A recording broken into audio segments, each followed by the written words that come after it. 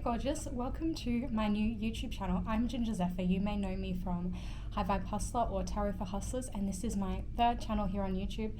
I wanted to have a bit more, a channel where I could be a bit more personal, share a bit more about my life and my experiences, and kind of keep that away from all of the resources that I have available on my other channels. So I'm so excited to be here with you today on my first ever video on this channel, and I did recently post a Q&A question box on my Instagram story at High Vibe Hustler, and I wanted to see what you guys were curious about for me to answer them here today on this video.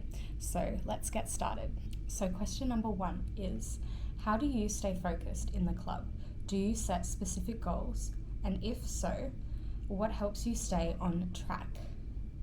So I stay focused in the club by just thinking about the end goal, sort of visualizing what I ultimately want to achieve, and I stay laser focused on that.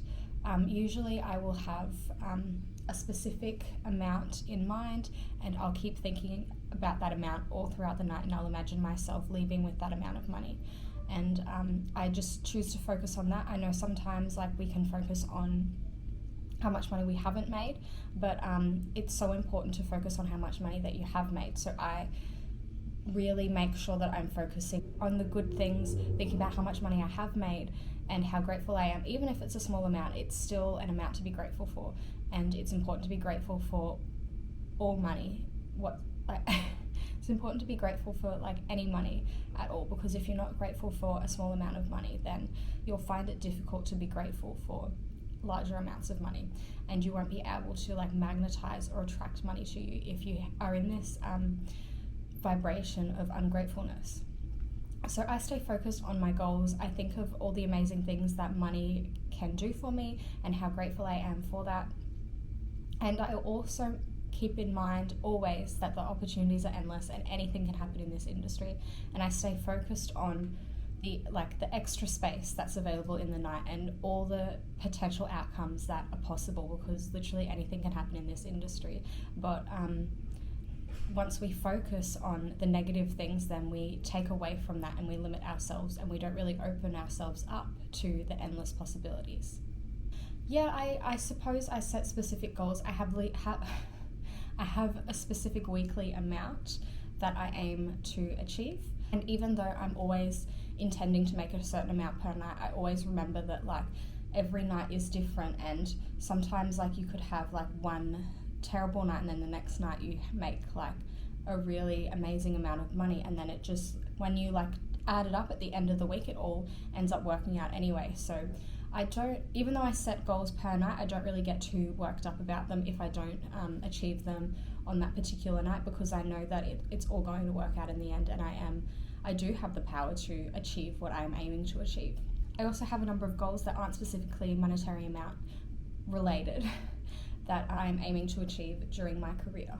So I have a list of goals that aren't necessarily that don't necessarily mean specific monetary goals each night, but it's important to have goals regardless that aren't related to money, because it shows you how many amazing things can happen in this industry, and how many exciting random opportunities can come out of nowhere simply because you set the intention to achieve that. It's amazing to see what comes into place, and also taking it away from money reminds you about how many other opportunities this industry has for you, and not everything in this industry that you can gain is specifically money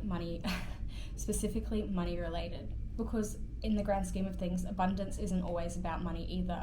Abundance can mean an abundance of things, an abundance of time, and an abundance of energy. And I find that often when I'm aiming for a specific monetary amount to buy something, things will turn out, even if I don't necessarily receive that monetary amount. It's really interesting the things that will fall into place, that the thing that I was intending to purchase will suddenly become cheaper, or some of my expenses will suddenly lower. It doesn't necessarily come from me receiving more money. It's just getting into that state of abundance and knowing that abundance isn't necessarily about your income or the monetary amount that you are receiving. And so what helps me stay on track is generally, focusing on the positive, remembering all the amazing opportunities that I've received in this industry and knowing that anything is possible. And just allowing myself to be patient, to really feel gratitude in my body, because there's always something to be grateful for. Okay, how many clubs have you worked in and where? I was thinking about this the other day and I literally couldn't count.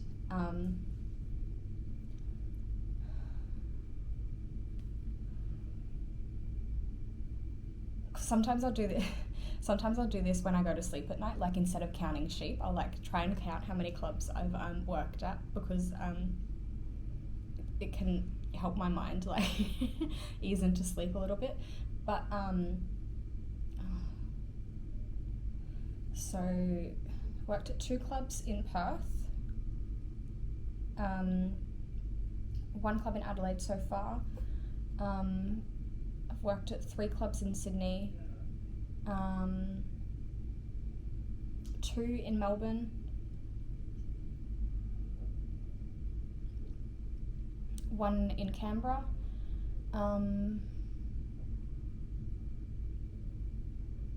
I've worked in Toowoomba, 1 club in Townsville, 1 club in Mackay, 1 club in Cairns, obviously because I'm here at the moment.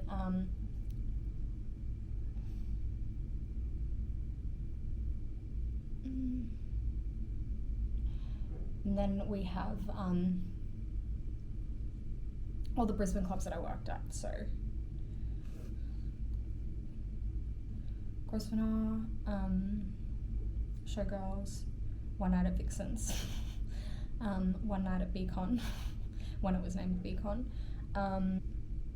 Started at Art Candy, Tony's when it was around, Cabaret.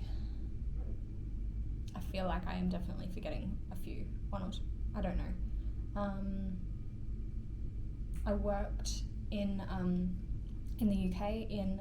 I worked at 2 clubs in Brighton, 1 club in London, 1 club in Manchester, 1 club in Liverpool, 1 club in Leeds, and there are a few other clubs that I have worked at that I cannot or I should not say that I have worked at. So I've already lost count of the amount that I still feel like I've forgotten a few. So I'm not entirely sure. I think maybe like I was thinking about this the other day. I think like maybe around like 30. I'm not entirely sure. I'm sorry.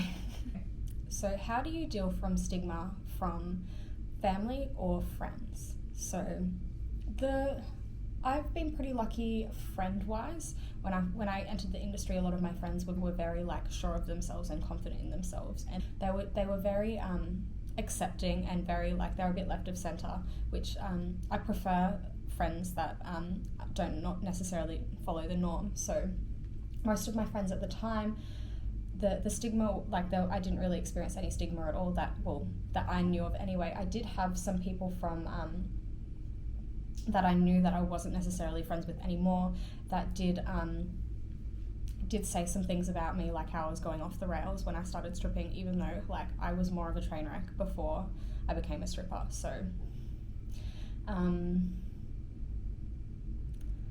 I think like more than anything the main struggle that I had when I started stripping, and the main struggle that I've had when it comes to friends isn't necessarily stigma based. It's more like not being able to spend much time with people due to having a different lifestyle and having different working times.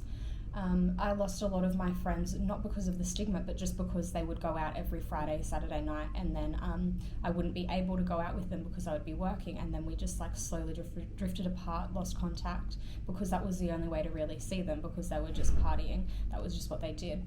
And it was quite sad, but like I had to remind myself that I was on my own different path, and if they weren't putting in the effort in other areas, and if they weren't going to like try and see me outside of partying, then they like obviously weren't people that I wanted to be friends with. When it comes to family, it's been a bit of a tricky one. There are a lot of family members who don't know, and that was just upon request of a specific family member of mine that asked me not to share. Most of my family doesn't know. I have an aunt who is quite suave. There are some family members who don't know, and there are some family members who know but pretend not to know and act like they have no idea that I'm a stripper. And to be honest, like the way that I deal with it, I just know that this is what I'm doing, and I know that the people who understand, the people who really care for me, are going to support me no matter what.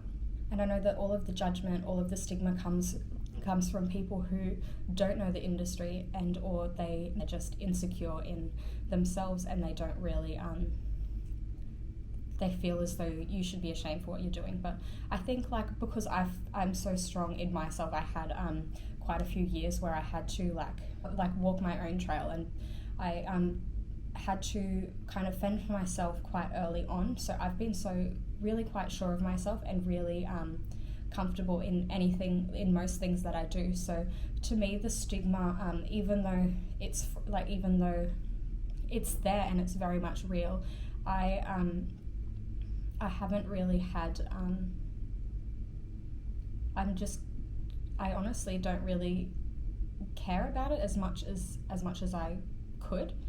I focus on other things, and I don't really like to concentrate on the stigma that other people place onto me because of how I make my money. Are you a feature dancer or a freelance dancer on the floor? So I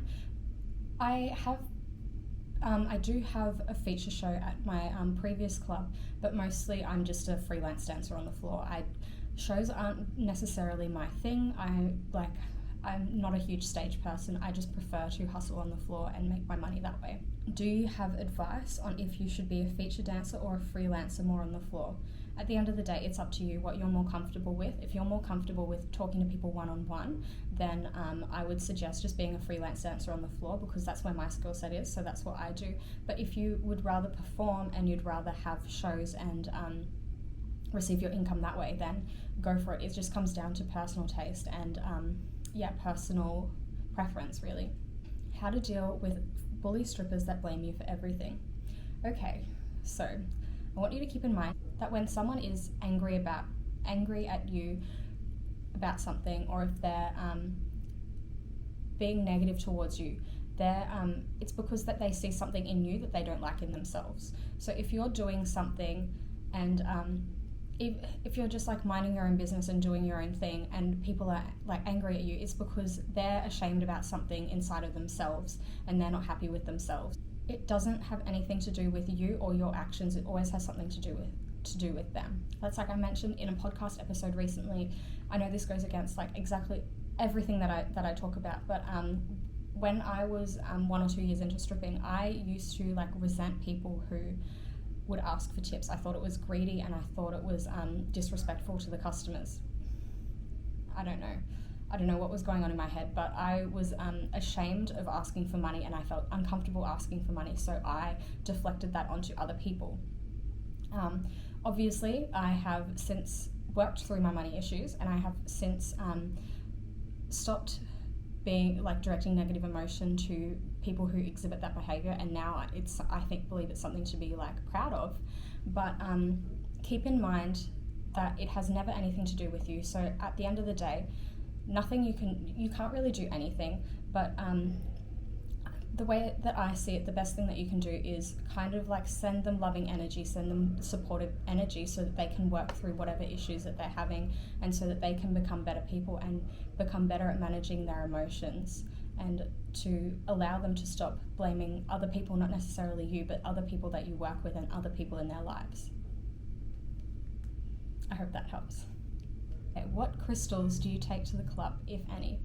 I typically have a selenite rod in my bag or in my locker, depending on if the club allows like bags on the floor. So I'll have a selenite rod in my bag so that I can like cleanse negative energy if I want to, if I feel like I need to have it. Sometimes I will have citrine, sometimes I will have pyrite. I got this from I got this from Trippy Treasure. You should definitely check out her business. She's a stripper who has an amazing online crystal, and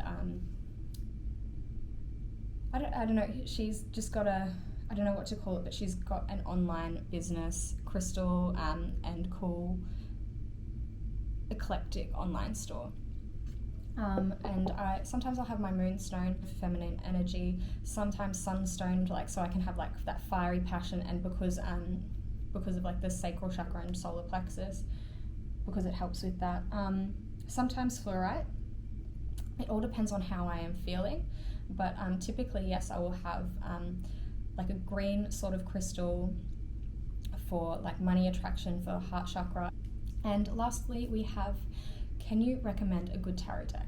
So I personally use the Rider-Waite. I use the original tarot deck. I just prefer it that way. I prefer having the original. I know that Exotic Cancer is coming out with a tarot, like a stripper tarot deck, which is really exciting. At the moment, yeah, I only use the original just because I like the traditional one. I like the artwork. I feel as though you can interpret so much with the artwork in each of the cards, and I just like having the OG. So if you are looking for a deck, I can only really suggest the original Rider-Waite. Okay, I'm not going to do that. Yeah, I can only really suggest the original because that's the only one that I really personally use. But at the end of the day, go with what feels good to you, follow your intuition, and whatever kind of deck that you're looking for that lights you up is going to be the right one for you. So thank you for all your questions. I hope that I answered them. If you would like another Q&A video, comment down below and I'll make another one. Make sure you subscribe to this channel and click the notification bell. I don't know why I said it like that. Click the notification bell so you can keep up to date with this channel, and follow me on Instagram at High Vibe Hustler. And I just want to say thank you for joining me today, and I can't wait to share more on this new channel. I love you, and I hope you have the most magical day.